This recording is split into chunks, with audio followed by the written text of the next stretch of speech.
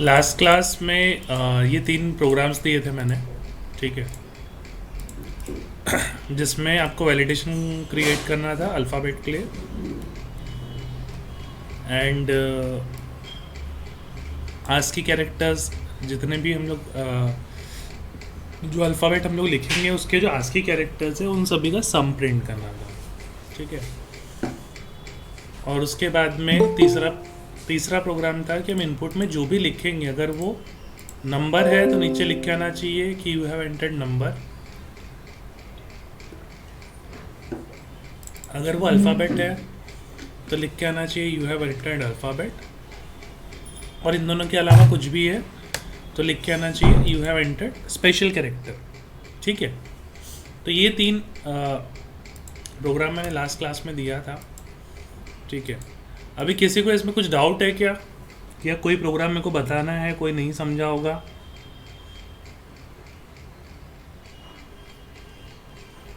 Sir sum of all S का value वाला। Okay. ठीक है। तो हम लोग स्टार्ट करते हैं। ये हमारा लास्ट प्रोग्राम था।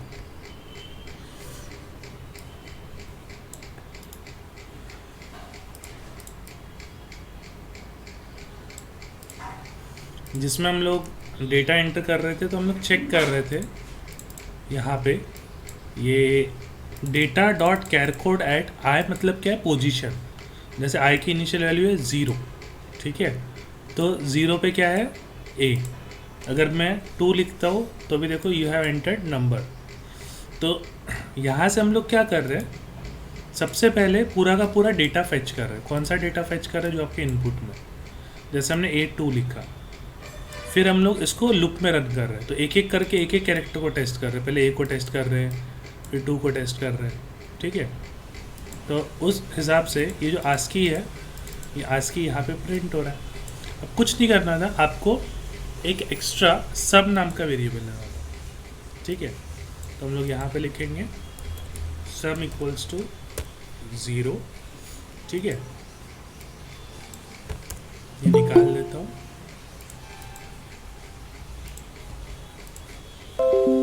यहाँ पे sum equals to sum plus.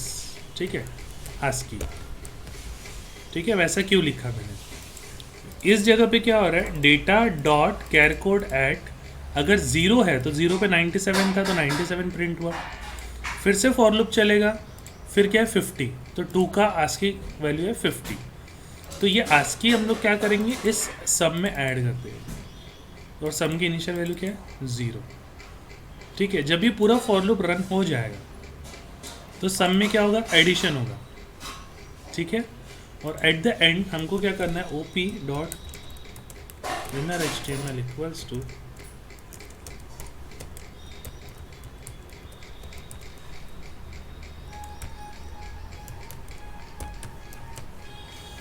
देखो रिफ्रेश करता हूँ मैं, ए लिखता हूँ ए, देखो सम ऑफ आस्की इज 97। जैसे मैं बी लिखता हूँ तो 97 प्लस 98 195। जैसे मैं सी लिखता हूँ तो 97 98 99, तीनों का सम। राशि आपने कोड बराबर किया था पता है, बट यहाँ पे सर आपने आप मिस्टेक। एक बार चेक कीजिए ना वो कि इसमें क्या मिस्टेक हो रही थी। आप स्क्रीन शेयर कर सकते हो अपना। हाँ सर मैं करती हूँ।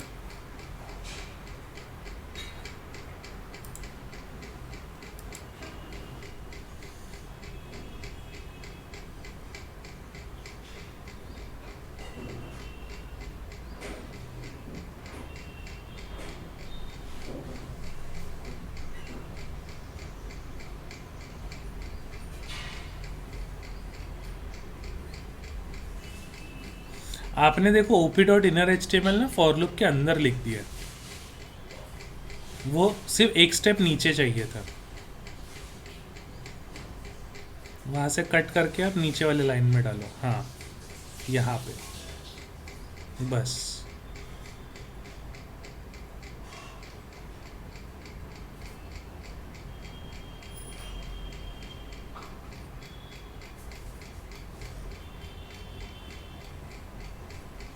सम is not defined, sum zero नहीं लिखा है ऊपर।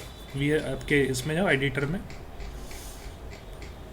जहाँ फंक्शन हम लोगों ने क्रिएट किया है, बस वहाँ पे सम इक्वल्स टू ज़ीरो आपको लिख देना है। 20, हाँ इस जगह पे sum equals to zero, semicolon, बस सेव कर दो और रन करो।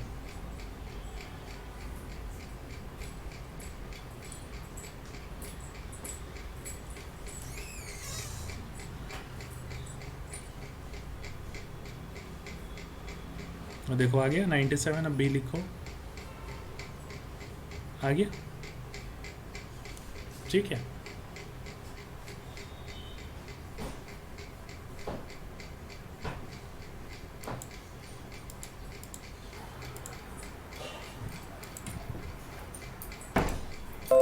तो ये हो गया आपका एक प्रोग्राम जो मैंने होमवर्क दिया था।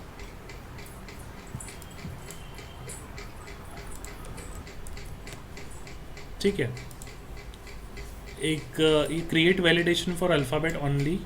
ठीक है, तो मैं ना ये वाला बता देता हूँ, थर्ड वाला। ठीक है,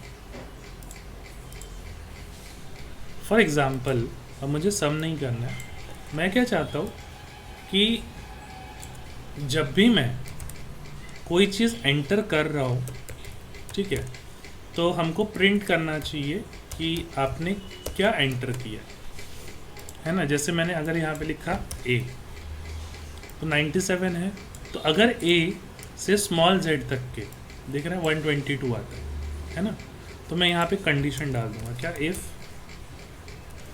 ASCII greater than equals to 97 है and ASCII less than equals to 122 है। तो इसका मतलब क्या है, इसका मतलब है हमने क्या डाला है, small letter. You have entered lower alphabet या लोअर केस। ठीक है, अगर मेरा यूज़र 65 से 90, तो ये हो गया आपका अपर केस। ठीक है, वैसे ही अगर मेरा यूज़र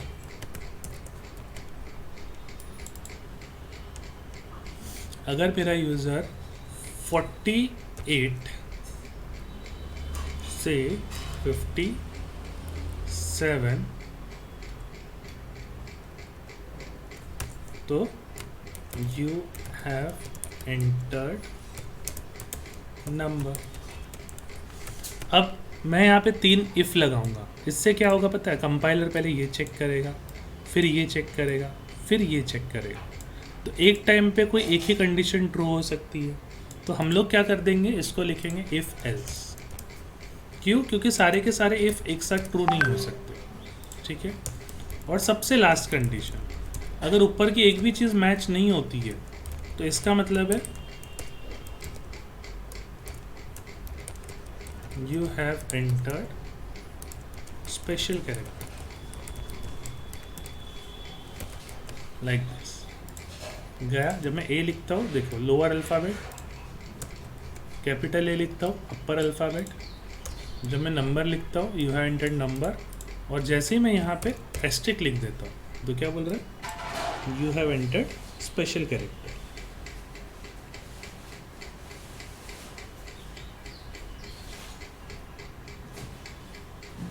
गॉट इट?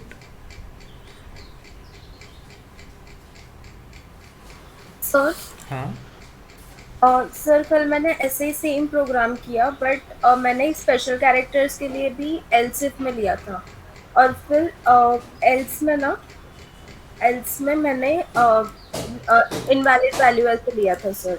अगर तो आप सपोज एलसिफ में लेते हो ना, तो देखो स्पेशल कैरेक्टर का हम लोगों ने उस दिन देखा था। अब स्पेशल कैरेक्टर में कौन सी चीज़ें आ सकती है, जैसे फॉर एग्जांपल क्या हो गया, इसको इमेज ब्लर दिख रही है।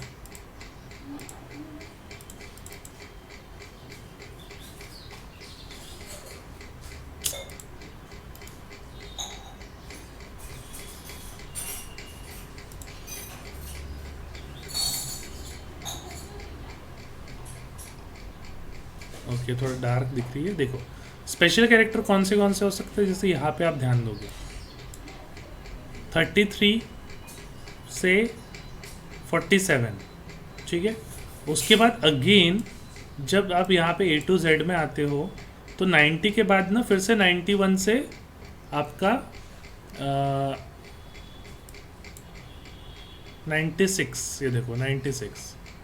तो ये स्पेशल कैरेक्टर का ना एक फिक्स रेंज नहीं है कि यहाँ से यहाँ तक के होंगे। आधे स्पेशल कैरेक्टर ये वाले रेंज में आ रहे, आधे ये वाले रेंज में आ रहे, तो फिर आपको ना दो कंडीशन पुट करना पड़ेगा। या फिर आप एक कंडीशन ऐसे बना सकते हो कि जो भी आस्की वैल्यू 97 122 के बीच में, 65 के बीच में और 90 के बीच में, 48 से 57 के बीच में नहीं है, वो स्पेशल कैरेक्टर। तो मेरे को यहाँ पे नोट करके 3 कंडीशन देनी पड़ेगी अगर मेरे को एल्सिफ में लिखना है तो।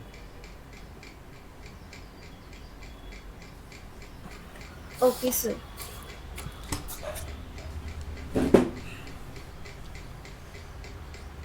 ठीक है, तो सर बट एल्सिफ अगर हम लोगों ने लिखा तो एल्स की वैल्यू प्रिंट नहीं होती है क्या? होती है ना। मीन्स एल्स इस की वैल्यू केस में कब? होती है सर, एल्स बट की, मैंने जब हाँ हाँ, किया था तो सिर्फ वो एल्स की ही वैल्यू ले रहा था, बाकी कोई भी वैल्यूज नहीं ले रहा था। वो एल्स की वैल्यू क्यों ले रहा था? क्योंकि अगर जिस केस में ऊपर की एक भी कंडीशन ट्रू नहीं होगी, सारी की सारी कंडीशन अगर आपकी फॉल्स है, ठीक है, तो बाय डिफ़ॉल्ट सबसे लास्ट में वो जिसको रन करता है वो आपका एल्स होता है। तो इसका मतलब है कि आपकी प्रीवियस कंडीशंस जो है वो प्रीवियस कंडीशन पूरी फॉल्स हो गई थी, समझे? Okay sir. ठीक है, ओके।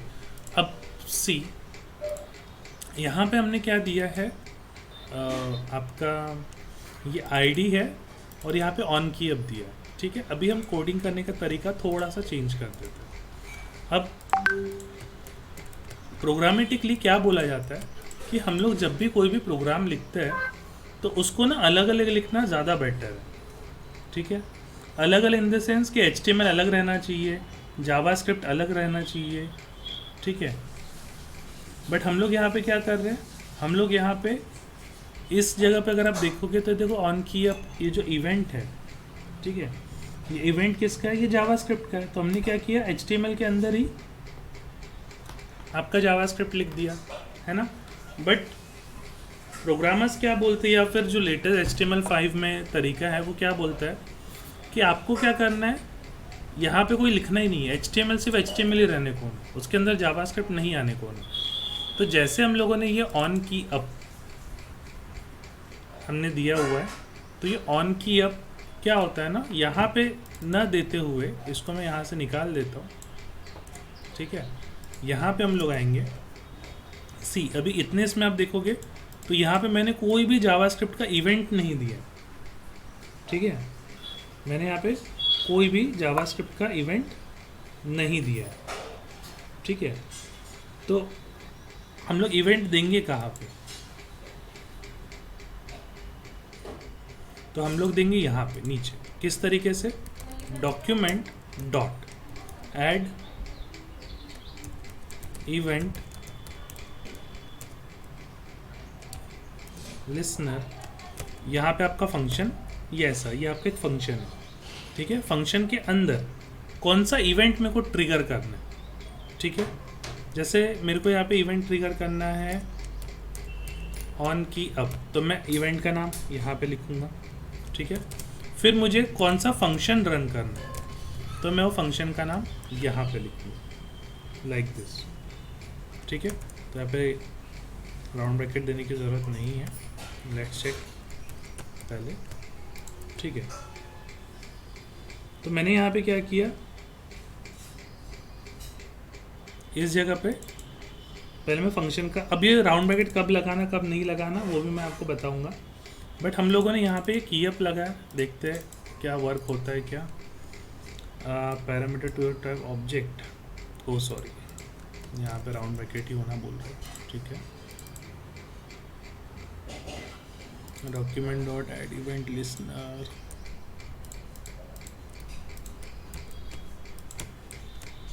Okay fine. तो यहाँ पे क्या हम लोग ए लिखते हैं, नॉट एग्जीक्यूटिंग हमारा फंक्शन है यहाँ पे, और हम लोग इसको लिख रहे हैं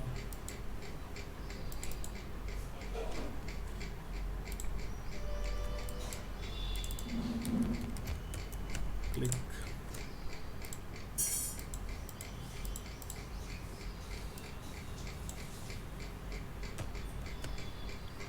जस्ट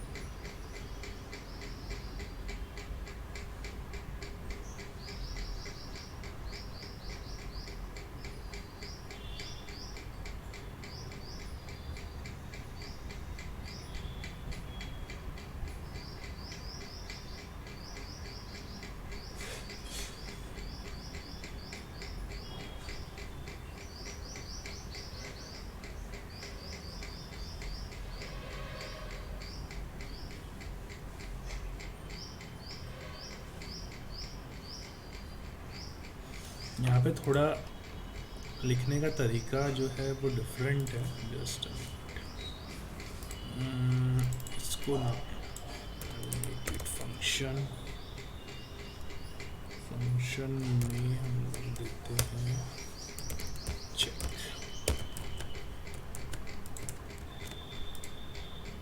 ओके अब ट्रिगर हो गया, ठीक है। यहाँ पे मैं दे देता हूँ ऑन की,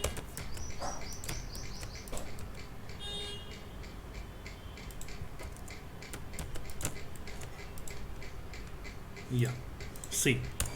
तो अभी ऐड इवेंट लिसनर में जो तरीका है वो थोड़ा सा डिफरेंट है। देखो यहाँ पे हमने क्या किया, यहाँ से इतना जो कोड है ये आपका प्योर HTML है, ठीक है। यहाँ पे हम लोगों ने एक आईडी जो हमने दिया था सेम हमने सारी चीज़ वैसे ही लिखी है, बट जो हम इवेंट यहाँ पे ऐड कर रहे थे इस जगह पे, वो इवेंट हमने कैसे ऐड किया, ये document dot add event listener से, ठीक है। और पहला वाला होता है कि कौन सा इवेंट रहेगा, दूसरा होता है फंक्शन, ठीक है, कि यहाँ पे कौन सा फंक्शन एग्जीक्यूट होना चाहिए। मैं चाहता तो मैं ये फंक्शन डायरेक्टली यहाँ पे लिख सकता था, बट वो स्टार्टिंग में कोड अंडरस्टैंड करने के लिए थोड़ा कॉम्प्लिकेट होता था, ठीक है। तो हमने क्या किया, हमने यहाँ पे फंक्शन बनाया और उसके अंदर में हमने ये फंक्शन कॉल कर दिया, ठीक है। तो अब ये जो फंक्शन है ये कौन सा वाला फंक्शन है, ये जो नीचे अपन ने बनाया हुआ है, समझे।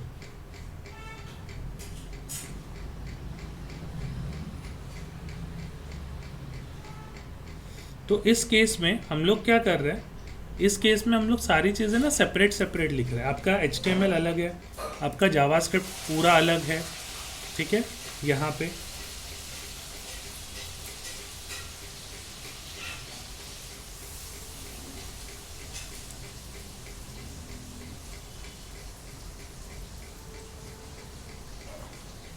Got it.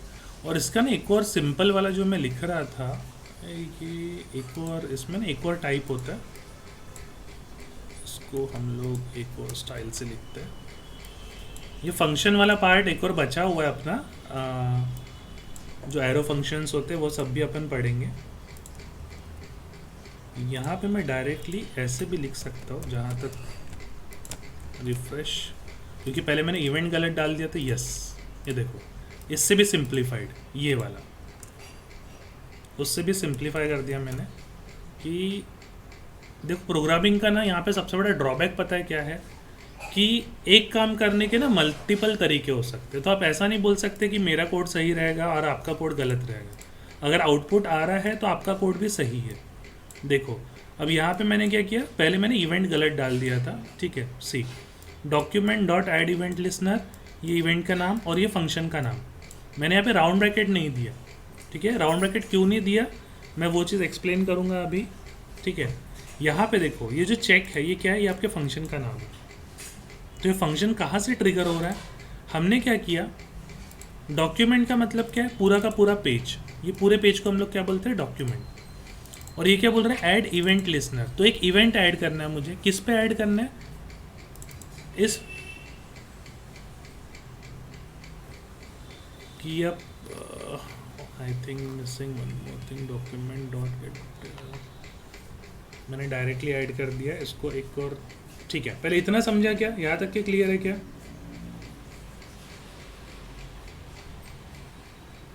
तो इसको अभी देखो मैं दो जगह पे इवेंट ऐड करता हूँ। इसको ना मैं और सिंपल करके बताता हूँ, शायद ये बड़ा प्रोग्राम ले रहे हैं तो मेरे लिए भी थोड़ा सा डिफ़िकल्ट टू एक्सप्लेन करना। इसको मैं छोटा कर देता हूँ। HTML टैब, पहले हम बटन बनाते हैं, बटन क्लिक मी, ठीक है। और एक दूसरी बटन बनाते हैं, क्लिक मी ट्वाइस। सी पहली वाली जो बटन है इसको हम आईडी दे देते BTN1, दूसरी वाली को आईडी देते BTN2। देखो यहाँ मैं कोई इवेंट नहीं डालूंगा, स्क्रिप्ट लिखता हूँ मैं सेपरेटली, ठीक है। और पहले मैं लिखता हूँ B1 button 1 document dot gate element by ID BTN1, ये आपकी बटन 1 हो गई। और इसमें मुझे क्या करना है, अब मैं ना स्पेसिफिक इस बटन पे भी ऐड कर सकता हूँ, बट पहले मैं डॉक्यूमेंट लिखता हूँ, document dot add event listener click, और यहाँ पे एक फन नाम का फंक्शन अपन बनाएंगे, फंक्शन फन, ठीक है। Console dot log button click, ठीक है। रिफ्रेश करते हैं, मैं क्लिक करता हूँ, ये देखो यह बटन क्लिक आया। बट पता है इस कोड में गलती क्या है, आपका आउटपुट आ रहा है, ठीक है, बट यहाँ पे मिस्टेक क्या है मैं बताता हूँ। रिफ्रेश करते हैं, मैं यहाँ पे हूँ और यहाँ पे क्लिक कर रहा हूँ, दिख रहा है मेरा माउस कर्सर का यहाँ पे मैं क्लिक कर रहा हूँ। डॉक्यूमेंट का मतलब क्या है, जब आपको पूरे के पूरे पेज में स्पेसिफिक बटन को नहीं, मैं पेज में कहीं पे भी क्लिक करूँ, ठीक है, तो ये फंक्शन ट्रिगर होना चाहिए। तो इसलिए मैंने यहाँ पे क्या किया, डॉक्यूमेंट। मैं रिफ्रेश करता हूँ, मैं यहाँ पे भी क्लिक करता हूँ, देखो बटन क्लिक हो रहा है, ठीक है। तो डॉक्यूमेंट का मतलब क्या है, ये पूरा page, this page is called as document. But मुझे स्पेसिफिक अभी ना इस बटन पे डालना है, तो इस जगह पे जो ऐड इवेंट लिसनर है मेरा, ये मैं इस बटन पे ऐड करना चाहता हूँ। तो मैं क्या करूँगा, मैं यहाँ पे लिखूँगा B1 लाइक दिस। देखो रिफ्रेश करता हूँ, यहाँ पे क्लिक कर रहा हूँ, देखो कुछ नहीं हो रहा। मैं यहाँ पे क्लिक कर रहा हूँ, कुछ नहीं हो रहा। इस पर भी क्लिक कर रहा हूँ, कुछ नहीं हो रहा। बट जैसे ही मैं इस पर क्लिक करता हूँ, क्लिक दिख रहा है, ये बटन क्लिक आ गया। ये सबसे सिंपल एग्जांपल है। हमारा HTML का कोड यहाँ पे, हमारा जावास्क्रिप्ट का कोड यहाँ पे दिख रहा है, और दोनों कोड मेरे सेपरेट है, ठीक है। तो ये भी एक तरीका है कोड करने का। अगर हम लोग नहीं चाहते कि हम लोग इस HTML के अंदर में कोई इवेंट ऐड करें, ऑन की क्लिक, ऑन की है ना, तो हम लोग एलिमेंट को सिलेक्ट करके फिर उस पर इवेंट ऐड कर सकते हैं, ठीक है। देखो उसी तरीके से मैं दूसरा फंक्शन बनाता हूँ, फंक्शन 2। अब ये कोड कॉपी करते हैं, नीचे आए, बटन 2 करते हैं, बटन 2। और अभी मैं किसको सिलेक्ट कर रहा हूँ, बटन 2 को। बटन 2 पे भी क्लिक इवेंट दिया, बट किसको कॉल करना है, फंक्शन 2 को। तो बटन 2 क्लिक्ड। रिफ्रेश करता हूँ, तो ध्यान दो यहाँ पे क्लिक किया, कुछ नहीं हुआ। पहले वाले पे क्लिक किया, बटन क्लिक आया। दूसरे वाले पे क्लिक किया, देखो बटन 2 क्लिक आया, देखो दिख रहा है, गॉट इट। तो ये ऐड इवेंट लिसनर का फ़ायदा क्या है कि ऐड इवेंट लिसनर में आप क्या होता है, जावास्क्रिप्ट का कोड एकदम सेपरेट लिखते हो, HTML का कोड एकदम सेपरेट लिखते हो, समझे? तो ये भी एक कोडिंग करने का पैटर्न है। अगर आपको लगता है कि ये वाला ज़्यादा इजी है तो आप ऐसे कोड कर सकते हो, आपको लगता है पहले वाला ज़्यादा इजी है तो आप वैसे कोड कर सकते हो। Both are correct. इतना समझा क्या?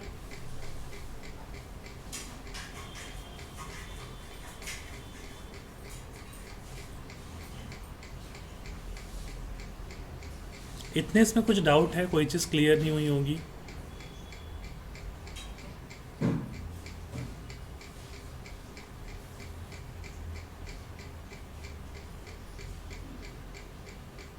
ठीक है, होप सो क्लियर हो।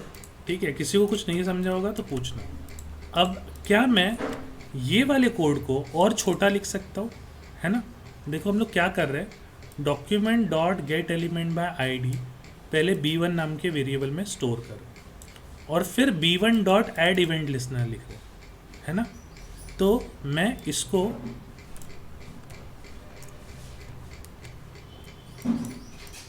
क्या ऐसे लिख सकता हूँ? दिख रहा है, document dot gate element by ID 2, जैसे यहाँ पे हमने document dot gate element by ID button 2 लिखा है और फिर b2 में स्टोर किया। तो क्या हम इसको ऐसे लिख सकते हैं? हाँ, हम लोग बिल्कुल ऐसे लिख सकते हैं। अगर आपके कंसेप्ट क्लियर है तो आप डायरेक्टली देखो ऐसे भी लिख सकते हो। दिस इज़ ऑल्सो करेक्ट, है ना। हम लोग पहले इसको एक वेरिएबल में स्टोर करते हैं, फिर variable dot add event listener लिखते हैं। तो उससे बेटर हम लोग क्या कर रहे हैं, डायरेक्टली लिख रहे हैं, है ना। तो एक काम करने के ना मल्टीपल वेज हो सकते हैं, बट इसका मतलब ये नहीं कि हम लोग अगर कोई दूसरा वे यूज़ कर रहे हैं तो वो गलत है। तो प्रोग्रामिंग का सबसे बड़ा ड्रॉबैक ही क्या है कि एक काम करने के मल्टीपल तरीके हो सकते हैं।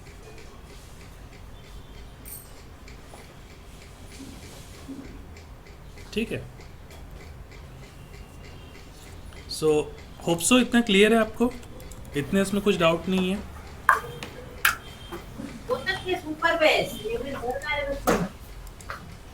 किसी का माइक शुरू है, बंद कर दो। ठीक है,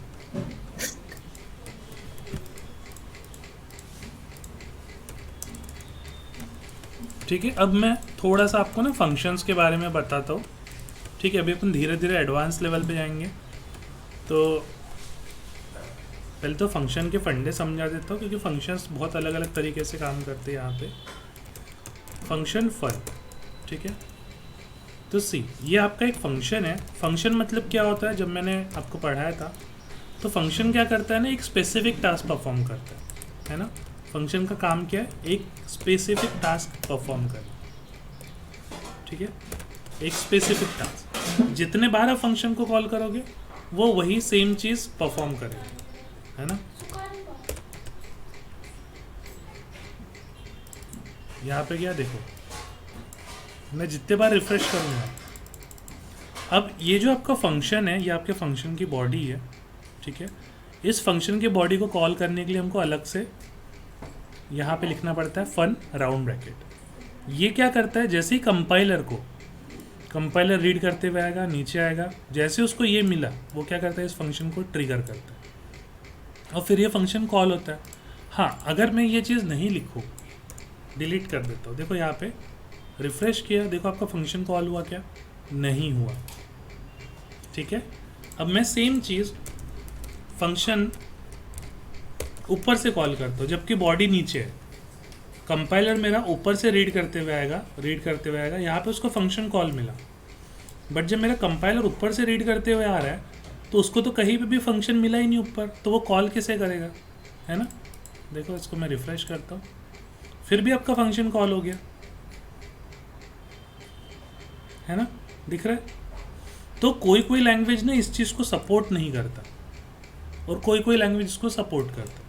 जैसे अगर आपने कॉलेज लाइफ में C++ पढ़ा होगा, तो C++ में ना पहले हमको क्या करना पड़ता था, ऊपर प्रोटोटाइप बनाना पड़ता था, जिसको हम लोग फंक्शन प्रोटोटाइप बोलते थे। और वो प्रोटोटाइप क्या करता है, प्रोटोटाइप कंपाइलर को बताता है कि इस नाम का फंक्शन आगे यूज़ होने वाला है। तो कंपाइलर को ना पता नहीं रहता था। अब ये सेम अगर केस मैं C++ में करूँगा या C में करूँगा या जावा में करूँगा तो आपको ना एरर थ्रो करेगा। क्यों? क्योंकि जब मेरा कंपाइलर ऊपर से रीड होते हुए आ रहा है तो यहाँ तो सीधा फंक्शन कॉल मिल गया। क्या उसको फंक्शन की बॉडी मिली? नहीं मिली। फंक्शन की बॉडी तो नीचे है और वो अभी तक के वहाँ पे पहुँचने का है। तो लॉजिकली देखा जाए तो यहाँ पे तो एरर आना चाहिए था ना, है ना। लॉजिकली देखा जाए तो यहाँ पे तो एरर आना चाहिए था, बट यहाँ पे एरर आया क्या? नहीं आया। तो जावा स्क्रिप्ट में, PHP में आप ये वाला पैटर्न यूज़ कर सकते हो, है ना। यहाँ पे कंपाइलर इतना होशियार है कि अगर उसको यहाँ पे फंक्शन कॉल मिला तो पहले वो आगे भी चेक करेगा क्या मेरे पास में इस फंक्शन की बॉडी मौजूद है क्या, समझे। ऐसा ही एक वेरिएबल का कंसेप्ट है जिसको वेरिएबल बनाने के पहले यूज़ करना, उसको बोलते हैं वेरिएबल होस्टिंग, ठीक है।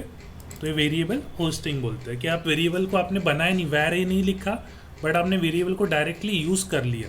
जैसे फॉर एग्जांपल यहाँ पे मैं लिखता हूँ सपोज कंसोल डॉट लॉग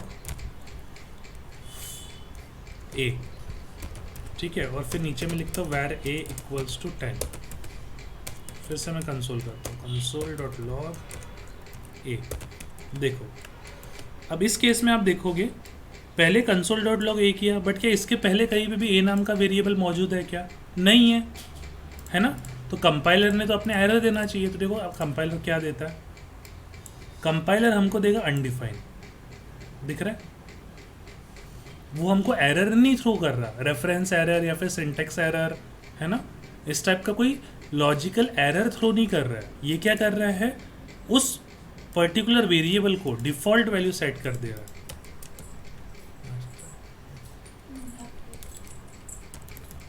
क्या डिफ़ॉल्ट सेट कर रहा है? अनडिफाइंड, समझे। इस कंसेप्ट को हम लोग बोलते हैं वेरिएबल होस्टिंग, समझे। अब जावास्क्रिप्ट में ना कोड करने के दो तरीके, एक स्ट्रिक्ट मोड होता है, एक नॉर्मल मोड होता है। तो वो मैं आपको आगे बताऊंगा कि स्ट्रिक्ट मोड अगर यूज़ करते हैं तो क्या क्या चीज़ें फॉलो करनी पड़ती है। नॉर्मल, ये अभी जो हम लोग कोड कर रहे हैं ना, दिस इज़ नॉर्मल मोड, ठीक है। तो वेरिएबल होस्टिंग क्या बोलता है कि यहाँ पे आप वेरिएबल को आप नीचे डिक्लेयर कर रहे हो, बट डिक्लेयर करने के पहले ही आप उसको यूज़ कर रहे हो। तो वो क्या करता है, उसको अनडिफाइंड सेट कर देता है। Got it.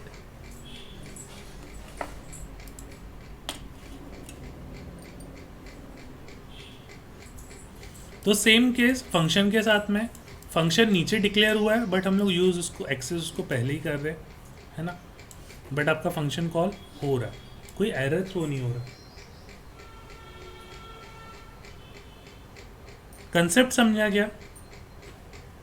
तो इस चीज़ को फंक्शन होस्टिंग भी बोल सकते हो।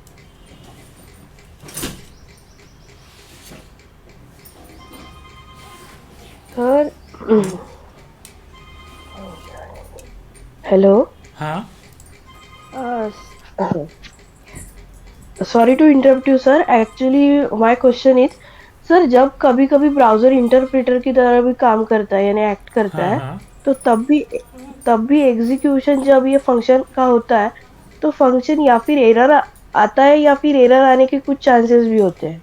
अब इस केस में क्या है, जब आपका जावास्क्रिप्ट वाला जो कंपाइलर है ना, वो जिस केस में इंटरप्रेटर के जैसे काम करेगा तो वो फंक्शन में एरर नहीं देगा। वो हो सकता है कि यहाँ पे अंदर आपने कुछ सिंटेक्स मिस्टेक किए होंगे तो वो एरर थ्रो करेगा। और कंपाइलर और इंटरप्रेटर वो अलग अलग कीवर्ड्स के हिसाब से वर्क करते हैं। कभी कभी अगर मैं एग्जीक्यूशन कर रहा हूँ और सपोज इस फंक्शन के अंदर एरर आ गया तो वो फंक्शन का एरर नहीं देगा, वो बोलेगा कि इसके अंदर कुछ तो भी चीज़ें अनडिफाइंड है। जैसे फॉर एग्जांपल यहाँ पे एक मैं कांस्टेंट बनाता हूँ 10, ठीक है, और फिर से यहाँ पे पहले स्कोप दिखा देता हूँ। ये देखो, दिख रहा है यहाँ पे एरर क्या बोल रहा है, syntax error, identifier a has already been declared. अब इस केस में ये वर्क कैसे क्या कर रहा है, एज अ इंटरप्रेटर। क्यों हम लोग इंटरप्रेटर बोलेंगे पता है, क्यों बोलेंगे? क्योंकि इसने कोई भी कोड एग्जीक्यूट करके हमको दिखाया नहीं। जब तक कि आप एरर सॉल्व नहीं करोगे, है ना। हमारा कंपाइलर कैसे काम करता था पता है? पहले पूरा कोड रीड करेगा, फिर वो बताएगा कि अरे लाइन नंबर 15 में एरर है, लाइन नंबर 22 में एरर है, लाइन नंबर 25 में एरर है। बट इसने क्या बोला? लाइन नंबर 24 में एरर है। और 24 आपका यहाँ पे, जहाँ पे हमने रीडिक्लेयर कर दिया, यहाँ पे कांस्टेंट बना है, यहाँ पे वैर बना है। बट क्या उसने इस बीच में फंक्शन कॉल प्रिंट किया? नहीं प्रिंट किया। तो ये जो जावास्क्रिप्ट है ना, ये कभी कभी एज अ कंपाइलर और कभी कभी एज अ इंटरप्रेटर वर्क करता है। बट जो हमारा सी का कंपाइलर था, टर्बो सी, वो हमेशा एज अ कंपाइलर ही वर्क करेगा। जैसे पाइथन है, पाइथन में इंटरप्रेटर है, तो वो हमेशा एज अ इंटरप्रेटर ही वर्क करेगा। समझे? Okay sir.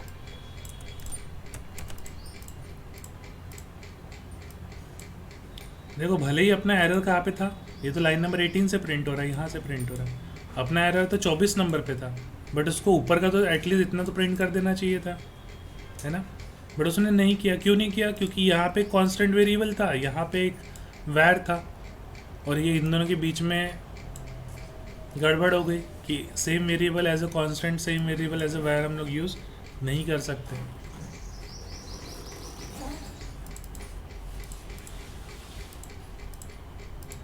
समझे? तो इस तरीके से आपका जावास्क्रिप्ट वर्क करता है ना। तो बहुत बार आप भी कंफ्यूज हो सकते हो कि अरे हमने तो फंक्शन पहले बनाया नहीं, बट फंक्शन पहले ही हम लोग कहाँ से यूज़ कर रहे हैं, है ना। इतना फंडा क्लियर है क्या आपको?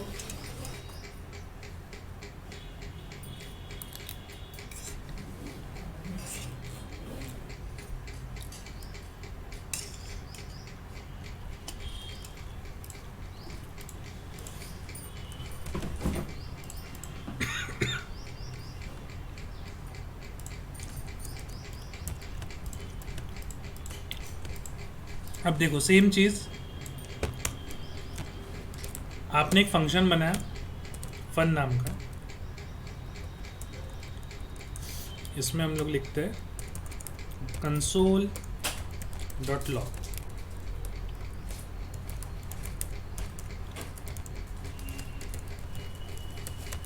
वेलकम टू जावास्क्रिप्ट, ठीक है।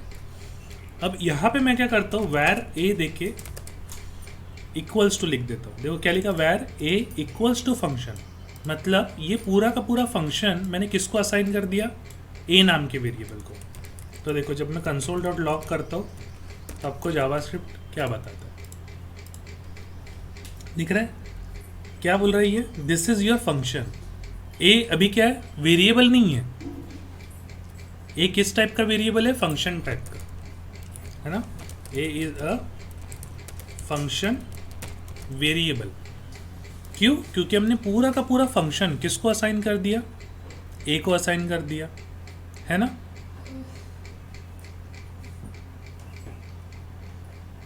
तो क्या मैं ए से इस फंक्शन को कॉल कर सकता हूँ? क्या मैं ए से इस फंक्शन को कॉल कर सकता हूँ? बिल्कुल कर सकता हूँ। देखो, मैं ए, और जैसे ही मैं राउंड ब्रैकेट लगाऊंगा, यहाँ पे मैंने राउंड ब्रैकेट लगाया, ठीक है, और मैं रिफ्रेश करता हूँ, देखो ये आपका आउटपुट आ गया, वेलकम टू जावास्क्रिप्ट, दिख रहा है। तो जैसे अभी तक के हम लोग एक नॉर्मल वेरिएबल बना रहे थे, a = 6 5 4 3, अभी मैंने क्या किया, पूरा का पूरा फंक्शन ही किसको असाइन कर दिया? एक वेरिएबल को।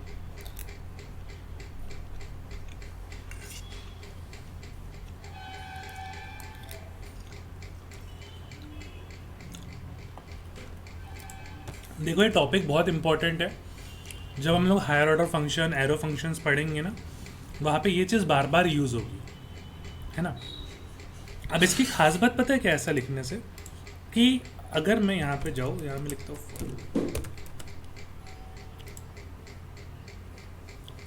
तो ये देखो दिख रहा है, यहाँ पे कुछ आपको एरर थ्रो कर रहा है। ये जो सिंटेक्स यहाँ पे लिखा है, देखो दिख रहा है, फंक्शन तो यहाँ पे बना हुआ है, बट क्या ये कॉल हो रहा है क्या फन से? क्या बोल रहा है, फन इज नॉट डिफाइंड। जब हम लोग ये फंक्शन एक वेरिएबल को असाइन करते हैं तो ये जो नाम है ना, ये वाला नाम, ये क्या हो गया आपका ए। तो अगर मैं यहाँ से इसको निकाल देता हूँ, देखो मैंने फंक्शन का नाम निकाल दिया, मैंने धीरे धीरे इसको सिंप्लीफाई करना चाहता हूँ इसलिए ऐसे बता रहा हूँ।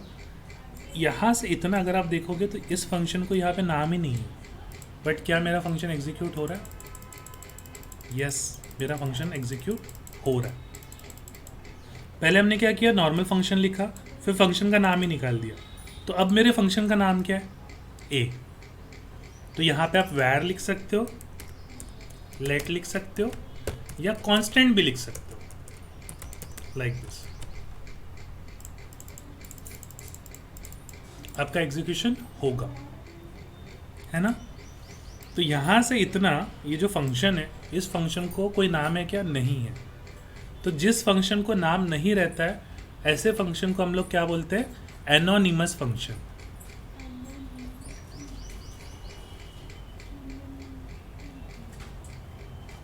समझे? तो ये फंक्शन क्या है? एक एनोनिमस फंक्शन है, ठीक है। ये आपको मैं इसका एक डेफिनेशन भी यहाँ पे दिखा।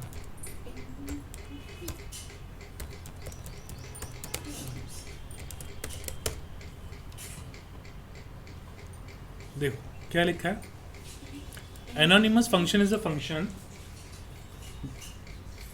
Definition that is not bound to an identifier, है ना। तो फॉर एग्जाम्पल ये देखो, ये एक फंक्शन है जो एक एनोनिमस फंक्शन है क्योंकि इसका नाम नहीं है। द फॉलोइंग शो है एनोनिमस, दैट यहाँ पे जो हमने लिखा, द फॉलोइंग फंक्शन, ठीक है, शो यहाँ से इतना, ये क्या है? एनोनिमस फंक्शन, ठीक है। एनोनिमस फंक्शन हम लोग क्यों बोलते हैं? क्योंकि उस फंक्शन का नाम नहीं होता और आप वो फंक्शन किसी को भी असाइन कर सकते हो। तो हम लोग ने हमारा यहाँ पे ये ए वेरिएबल बना दिया। अब इसकी खास बात क्या है? खास बात ये है कि भाई मैं यहाँ पे जाके ना, मेरे को लगता है कि b इक्वल्स टू ए, मैं ऐसा लिखता हूँ, मैं ये हटा देता हूँ। देखो मैंने क्या लिखा, आपका a तो एक फंक्शन है, b क्या बनेगा? अगर a मेरा फंक्शन है और अगर मैं a की वैल्यू b को असाइन कर दूँ तो b क्या बनेगा? रिफ्रेश करते हैं तो b भी एक फंक्शन ही बनेगा, दिख रहा है। तो अगर अब मैं यहाँ पे आके b राउंड ब्रैकेट लिखता हूँ, तो जैसे हम लोग वेरिएबल असाइन करते हैं ना, उसी तरीके से हम लोग जावास्क्रिप्ट में फंक्शन भी असाइन कर सकते हैं।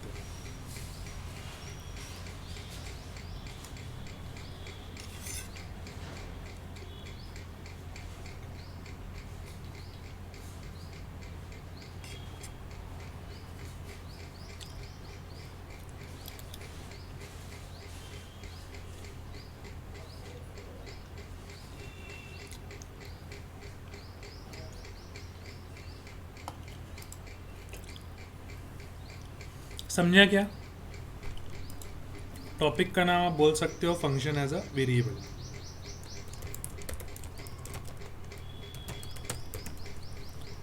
और ये चीज़ क्यों बता रहा हूँ? क्योंकि आप रिएक्ट पढ़ो, एंगुलर पढ़ो, व्यू पढ़ो, वहाँ पे ना चीज़ें इस तरीके से यूज़ होती है।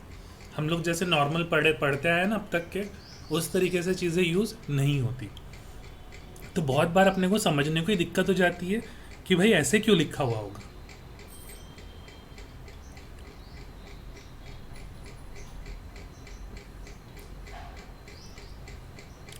इसका मैं प्रैक्टिकल अप्रोच भी बताऊंगा, ठीक है, कि इसको प्रैक्टिकली कैसे यूज़ करते हैं लाइव प्रोजेक्ट में, वो भी चीज़ मैं बताऊंगा। बट आपको कंसेप्ट समझ रहा है क्या? अभी आपको ना प्रोग्रामिंग पे ज़्यादा ध्यान नहीं देना, ये तो गूगल पे भी मिल जाएगी। हमको क्या करना है? हमको कंसेप्ट अंडरस्टैंड करना ज़रूरी है।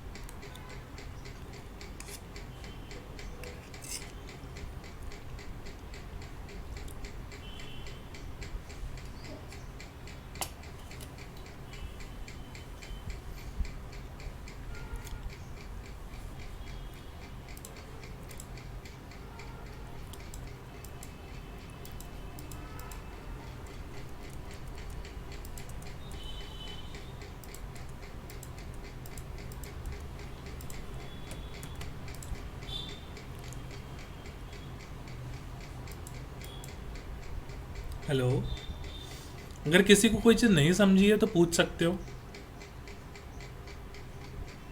आई नो थोड़ा कॉम्प्लिकेटेड है,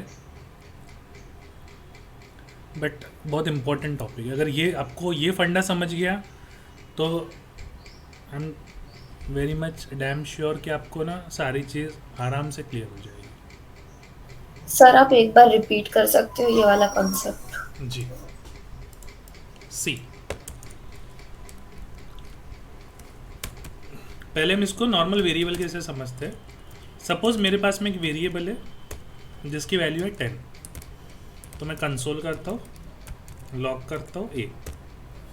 तो इस केस में जो मेरा ए वेरिएबल है उसकी वैल्यू प्रिंट होगी, क्या प्रिंट होगी, 10 प्रिंट होगी। फिर मैं क्या करता हूँ, मैं लिखता हूँ बी इक्वल्स टू ए।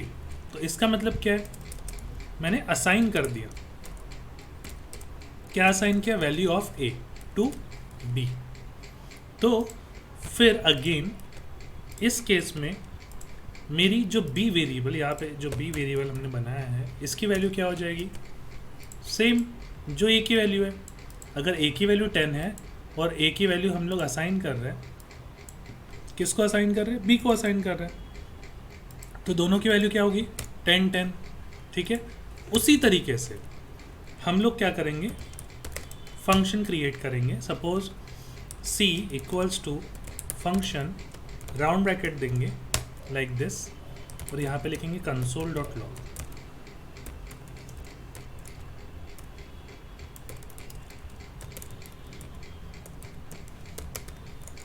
तो अभी के लिए आप कंसिडर करो कि आपने इतना जो कोड है ना, ये सी वेरिएबल को में डाल दिया। इतना जो कोड है वो कहाँ पे डाल दिया आपने, सी वेरिएबल। ठीक है, वैर दिए नहीं दिए, लेट दिए, चलता है। इतना कोड हमने किसको डाल दिया, सी वेरिएबल। मैं नीचे गया, कंसोल डॉट लॉग करता हूँ, सी इक्वल्स टू सी वेरिएबल को प्रिंट करते हैं, रिफ्रेश। तो देखो यहाँ पे सी है, तो देखो इसके बाजू में ये एफ का मतलब है फंक्शन है, ये एफ और राउंड ब्रैकेट का मतलब है फंक्शन। जैसे मैं होवर करके रखता हूँ, देखो पॉपअप में दिखा रहा है।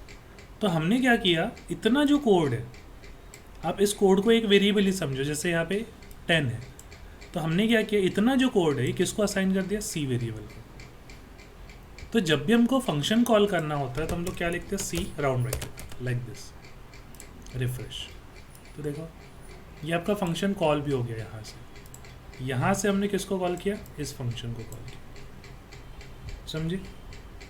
तो ये वाला आउटपुट मेरे को यहाँ पे दिख रहा है इस जगह पे।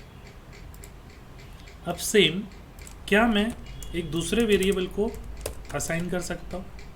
देखो मैंने यहाँ पे राउंड ब्रैकेट नहीं दिया है, कंसोल डॉट लॉग करता हूँ मैं, ध्यान देना, डी इक्वल्स टू, मैंने राउंड ब्रैकेट क्यों नहीं दिया है उसके पीछे भी रीज़न है। मैं यहाँ पे डी लिखता हूँ। देखो अब सी की वैल्यू और डी की वैल्यू, दोनों की वैल्यू सेम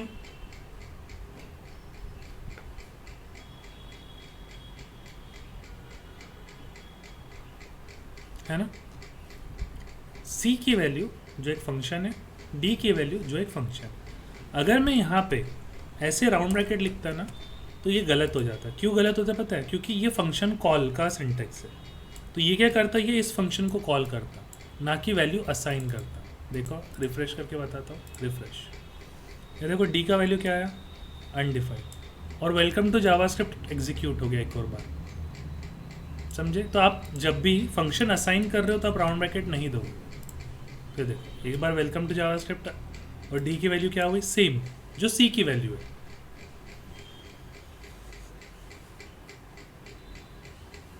तो पहले हम लोग क्या कर रहे हैं, फंक्शन असाइन कर रहे हैं। किसको असाइन कर रहे हैं, सी नाम के वेरिएबल को।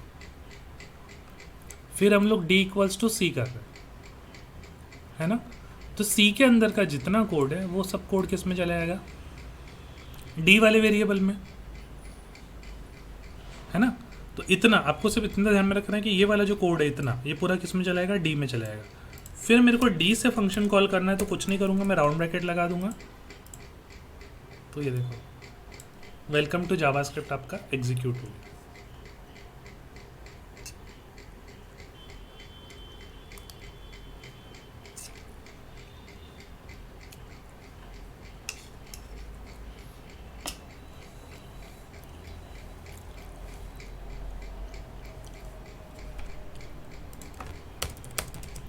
तो ये क्या हो गया, फंक्शन एज अ वेरिएबल, है क्या नहीं?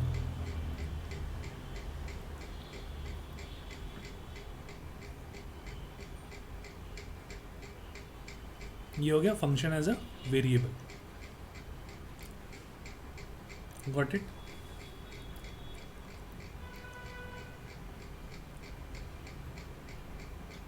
और किसी को कुछ डाउट है, कोई चीज़ नहीं समझी होगी, आप पूछ सकते हो, but this topic is very much important, है ना? अगर कोई एक भी चीज़ नहीं समझी होगी तो यू कैन आस्क मी।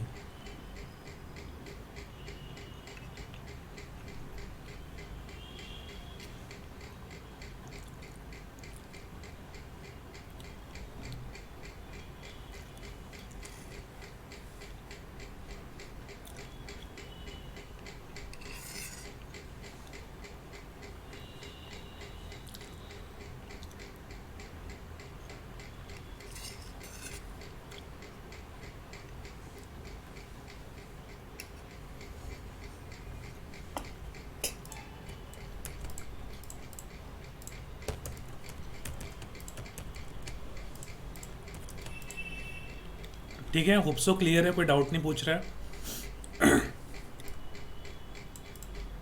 एक और इसको हम लोग एक और टॉपिक ले लेता हूँ, विच इज़ एरो फंक्शन। देखो एरो फंक्शन क्या होता है ना, एरो फंक्शन आपका ES 5 में आया है। आप जब भी कोई फंक्शन बनाते हो तो उसका शॉर्ट हैंड प्रॉपर्टी, उसको और छोटा कैसे कर सकते हैं, मिनिमलिस्टिक छोटा करना, ये आपका नॉर्मल फंक्शन है। और भी एक दो खास बात है एरो फंक्शन की कि उसमें ऑब्जेक्ट भी हम लोग यूज़ कर सकते हैं, है ना? बट पहले हम लोग नॉर्मल देखते हैं। शॉर्ट हैंड फंक्शन, इसको बोलते हैं एरो फंक्शन। ऊपर वाला जो कोड है इसको मैं कन्वर्ट करता हूँ एरो फंक्शन में, तो कैसे लिखेंगे? कांस्टेंट फन, फंक्शन का नाम, फिर राउंड ब्रैकेट। देखो ये जो वर्ड है ये हमने यहाँ पे लिखा, ये जो राउंड ब्रैकेट है ये इक्वल्स टू के बाद में लिखा, ठीक है? और यहाँ पे हम लगाएंगे ऐसे एरो।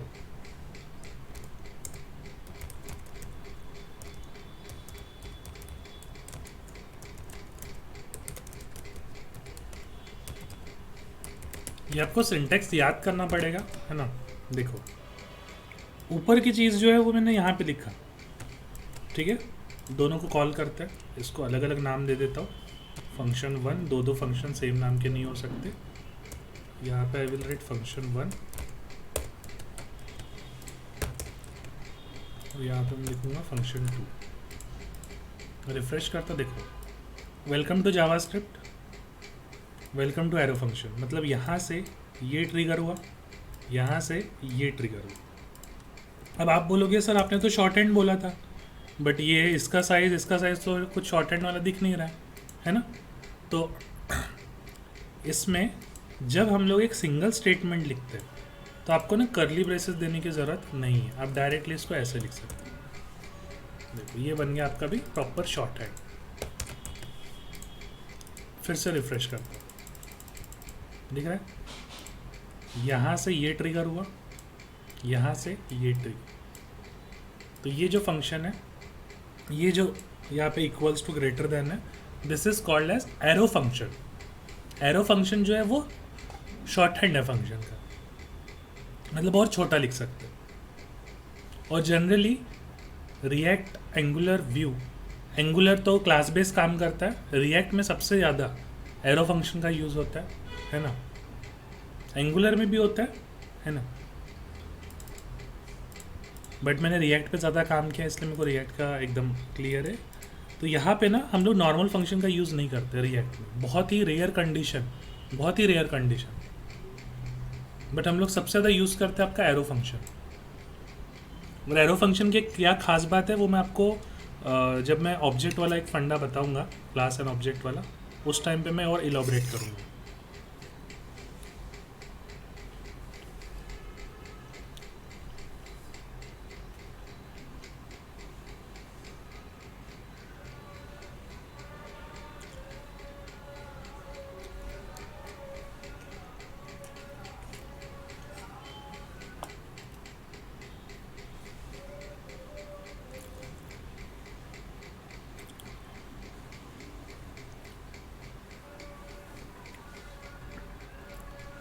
ओके, तो ये जो आज का वीडियो है वो और एक दो बार देखो, खुद से टाइप करके देखो चीज़ें, है ना, क्योंकि यहाँ से कैसा एडवांस थोड़ा सा जावास्क्रिप्ट स्टार्ट हो गया, तो समझने के लिए हो सकता है थोड़ा टाइम लगे, बट वही है, जितना ज़्यादा प्रैक्टिस करोगे उतने अच्छे से चीज़ें समझेगी, है ना।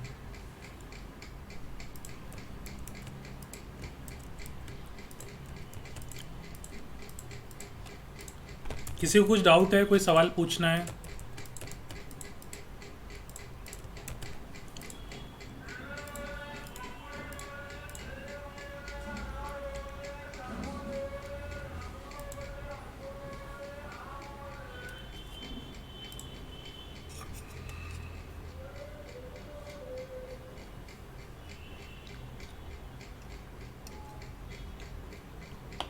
सर ये वाला वीडियो एक बार देख लेते हैं आज, अगर कोई दिक्कत होती है तो फिर दोबारा कल पूछ लेता हूँ। चलेगा, बट यहाँ से एक वीडियो 2 बार देखो, 3 बार देखो, 4 बार देखो, बट ये जो कंसेप्ट है ये बहुत